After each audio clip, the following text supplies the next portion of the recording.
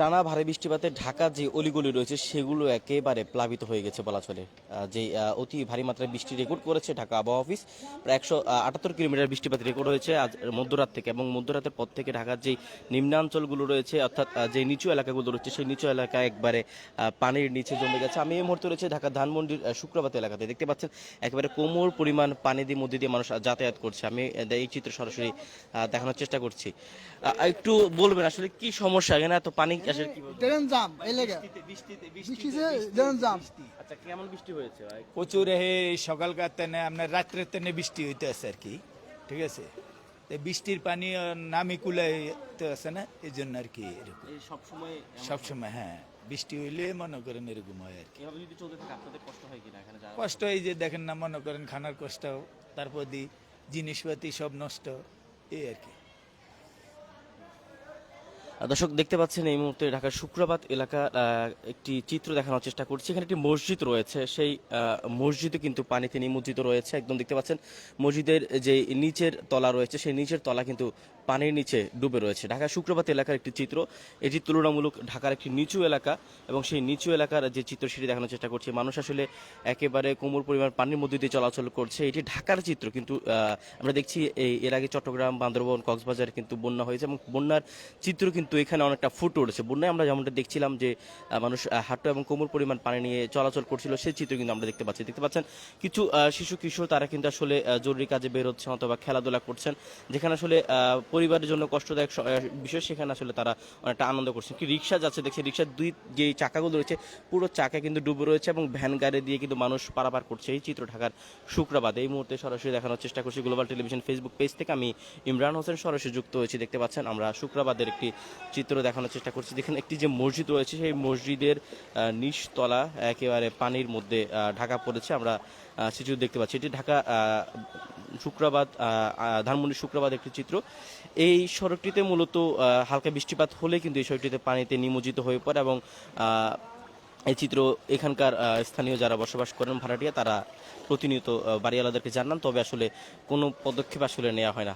মূলত তারা বলছেন যে যে ড্রেনেজ ব্যবস্থা সেটি আসলে বাধাগ্রস্ত হওয়ার কারণে মূলত তাদের যে বাধাগ্রস্ত সমস্যা সেই সমস্যাটি আমরা দেখতে পাই প্রতিনিয়ত, এমনটা তারা বলছেন। দেখতে পাচ্ছেন একটি ভ্যান গাড়িতে করে কিন্তু কিছু মানুষ পারাপার করছেন, একজন লোক, এবং মানুষ পারাপার করছে। সেই মানুষ পারাপার যে চিত্র সেই চিত্র দেখতে পাচ্ছি।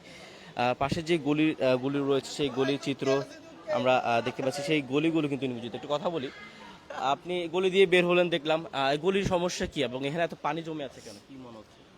পানি জমে আছে কেন ভাই, আপনার যে ময়লা দিয়ে ভরে গেছে। আপনার যে পানি যাওয়ার যে রাস্তাগুলো আছে ওইখানে ময়লা দিয়ে আটকে গেছে, ময়লা দিয়ে পানি টানতে পারতেছে না। মূলত এটা হচ্ছে মেইন প্রবলেম। এই সমস্যা কি সবসময় হয় আপনাদের এখানে? বেশি বৃষ্টি হলে হয়, অবশ্যই বেশি বৃষ্টি হলে হয় না। এমনি তো হচ্ছে আপনার মোটামুটি যখন নর্মাল বৃষ্টি হয় তখন আশেপাশে টুকটাক জায়গায় কিছু কিছু পানি থাকে, কিন্তু অতিরিক্ত বৃষ্টি হলে যে এরকম হয়ে যায়। সমাধানের প্রতিক্রিয়া কি? সমাধান ভাই কি করতে হবে, সমাধান করতে হবে আমাদের নিজেদের সচেতন হতে হবে। এক, দ্বিতীয়ত হচ্ছে মনে করেন যে আমাদের সরকারের ওই বিষয়টা দেখতে হবে যে এই যে ময়লা আবর্জনা এটা নিয়ে একটা বিশেষভাবে একটা কাজ করা উচিত আমার বলে মনে হয়। কারণ ম্যাক্সিমাম জায়গা হচ্ছে আপনার এই ময়লার কারণে ড্রেনগুলো জাম হয়ে আছে। ম্যাক্সিমাম জায়গা এই ড্রেনগুলো জাম হওয়ার কারণে মনে করেন পানিটা যেতে পারতেছে না। আর এই বিষয় নিয়ে আর কি আমাদের মূলত কাজ করতে হবে, তাহলে মনে হয় একটা ভালো সমাধান পাওয়া যায়। আমরা যে এখানে যে কোমর পরিমাণ পানি দেখছি, এমন পানি তো বন্যায় দেখা যাচ্ছে, যেটা বান্দরবানের বর্তমান চিত্র। হ্যাঁ, সেই চিত্রটা কিন্তু এখানে উঠে আছে। তো এখানে দুর্ভোগ দেখে কি মনে হয়, তাদের আসলে কি দুর্ভোগের মধ্যে রয়েছে? এটা কি বলবো ভাই, এখন আপনারা আসলে কি প্রতিক্রিয়া চান? সরকারের কাছে কোনো আবেদন আছে কিনা? সরকারের কাছে আবেদন এটাই যে আমাদের এই যে ময়লার যে বিষয়টা বললাম, যে ড্রেনগুলো পানি নামার যে ড্রেনটা, এই ড্রেনটা নিয়ে সরকার কাজ করুক ভালো করে, এইটাই চাওয়া। তাহলে মনে হচ্ছে কি যে বৃষ্টিগুলো যদি পড়ে, বৃষ্টির পানিটা যেন যেতে পারে। এখানে ম্যাক্সিমাম জায়গায় যে বললাম যে ময়লার যে সমস্যাটা, এই ময়লার কারণে হচ্ছে রাস্তা আপনার ব্লক হয়ে আছে, পানি যাওয়ার যে রাস্তাটা সেটা হচ্ছে ব্লক হয়ে আছে। আর এটার কারণেই মনে করেন এই যে বন্যায় পানিটা। দর্শক দেখতে পাচ্ছেন এরকম অনেক মানুষ কিন্তু দুর্ভোগের মধ্যে রয়েছে। এই চিত্র ঢাকার ধানমন্ডি এলাকার শুক্রবাত স্থানের চিত্র, এবং এখানে দেখতে পাচ্ছেন মানুষ কিন্তু কোমর পরিমাণ পানির মধ্যে দিয়ে চলাফেরা করছে, মূলত জরুরি কাজে তারা বেরোচ্ছে। সকাল থেকে টানা ভারী বর্ষণ ছিল এবং মধ্যরাত থেকে যে ভারী বর্ষণ হয়েছে সেটি আসলে ঢাকার যে এই বছরের ইতিহাসে সেরা রেকর্ড ছিল এবং আবহাওয়া অফিস 176 মিলিমিটার বৃষ্টিপাত রেকর্ড করেছে এবং সেই বৃষ্টিপাতের ফলে কিন্তু ঢাকার যে নিম্ন নগরগুলো রয়েছে সেগুলো বেশিরভাগ প্লাবিত হচ্ছে। আমি যদি বলি Mirpur, Banani, Bashundhara, science lab, new market সহ মোহাম্মদপুর বিভিন্ন এলাকা কিন্তু এমনই পানি নিচে তলিয়ে পড়েছে, মূলত জলাবদ্ধতাই বলা চলে। কারণ যে ড্রেনেজ ব্যবস্থা সেই ড্রেনেজ ব্যবস্থা সচল না থাকার ফলে কিন্তু এই পানির চিত্র ঢাকাবাসী দেখছে।